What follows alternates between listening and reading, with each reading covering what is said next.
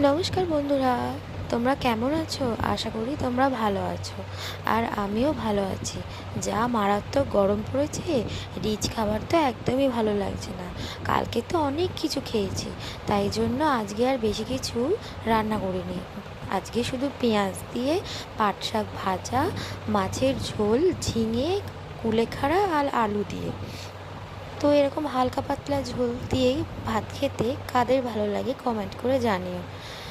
আশা করি তোমাদের ভিডিওটা পুরোটা ভালো লাগবে। আর আমার ভিডিওটা ভালো লাগলে লাইক, কমেন্ট, সাবস্ক্রাইব করে দিও। শসাও নিয়ে নিয়েছিলাম, আর এই পাতলা ঝোলে একটু লেবু না হলে ভালো লাগে বলো, তাই লেবুও নিয়ে নিয়েছিলাম। আমার ভিডিওটা শেষ অবধি দেখো। একসঙ্গে খেতে বসেছি আমি, শ্বশুর আর শাশুড়ি, তাই জন্য টুকটাক কথা বলছিলাম। পাশে আমার মেয়েও ছিল, সেও দুষ্টুমি করছে, বদমাইশি করছে, এমনিই কথা বলছে, তাই তার সাথেও কথা বলছিলাম। সবার সাথে খেতে বসার মজাটাই একটা আলাদা বলো। একা একা খেতে কি আর ভালো লাগে?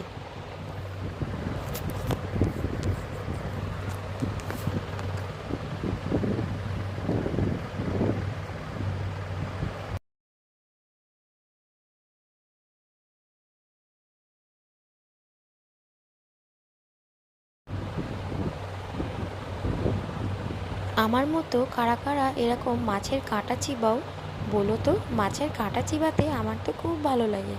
তোমাদের কাদের এরকম মাছের কাঁটা খেতে ভালো লাগে বলো। Thanks for watching. আজকের মতো টাটা।